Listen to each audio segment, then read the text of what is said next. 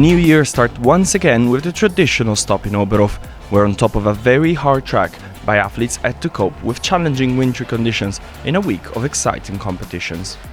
With the question of whether the Christmas break had affected the rhythm of some of the athletes and therefore different results were to be expected, women were ready to take on the first sprint of 2019.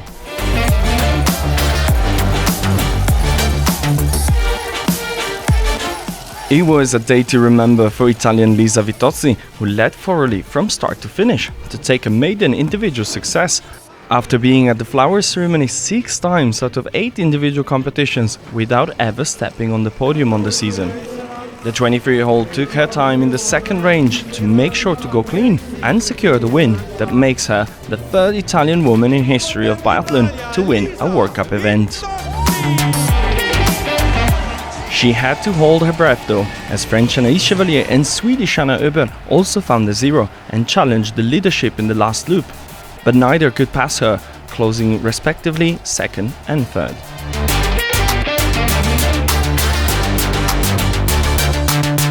A first-time victory also characterized the men's sprint on Friday, as Alexander Loginov topped the podium thanks to a terrific performance on skis and at the range, where a double zero was the key for his success. The Russian finished ahead of Johannes Stignesbø, whose winning streak in the sprints came to an end with a mistake in the standing, and Sebastian Samuelsson. The Swede took his first ever World Cup podium thanks to clean shooting and by closing just 2 seconds ahead of Germans Benedikt Doll and Arne Pfeiffer.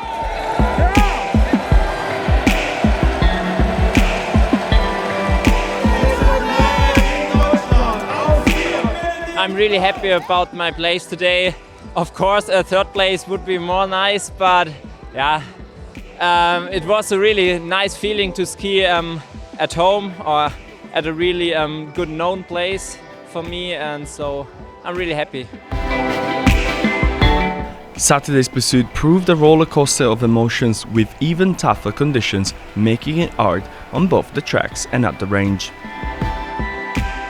Vitozzi did not let the new experience of being the one chased get on her mind, and with a very composed performance, she never left the leading spot, becoming the first Italian athlete to win in the format.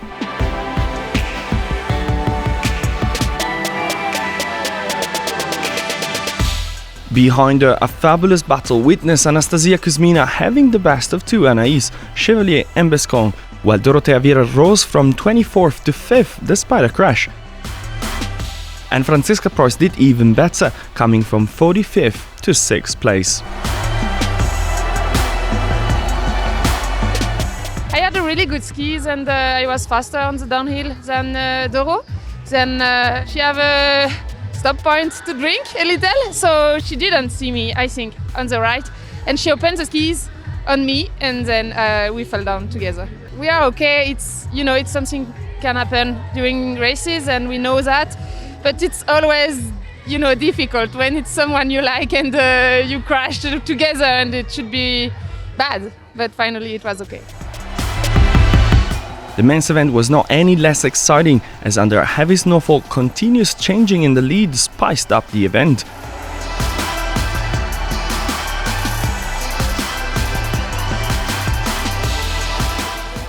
But in the end, it was Johannes Stignesbø capturing the win, despite hitting the penalty loop after the last range.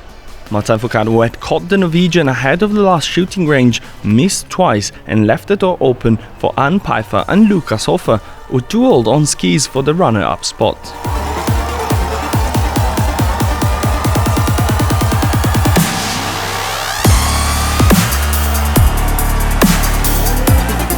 The German took it for the joy of the crowd, while the Italian could enjoy his very first individual podium of the season.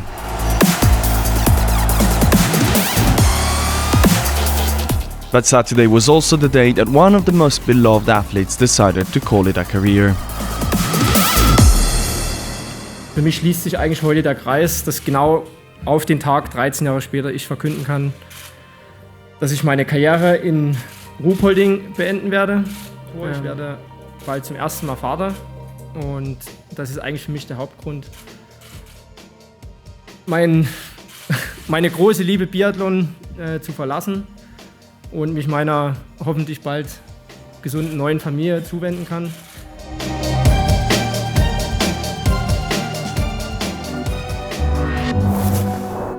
A women's relay opened Sunday's program, and it was not one for the weak hearts.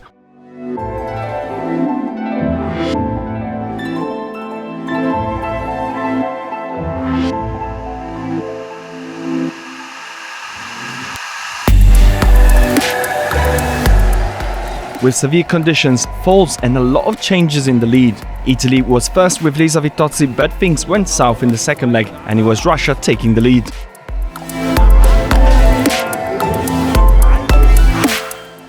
Germany took over and led until the last range, when Denise Herrmann hit the penalty loop to allow Ekaterina Yurlova-Percht to take the win for the Russian team.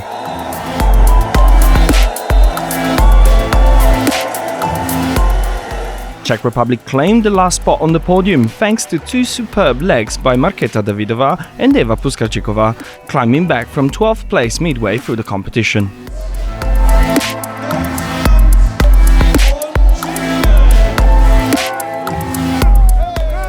Under heavy rain, men also competed on a relay, which similarly to the one before went to the Russian team. A very accurate performance at the range allowed them to lead by a margin from the second leg onwards, letting Loginov take his second win of the week. France closed runner-up despite one penalty loop, just like Austria, who came back from 15th place to the third.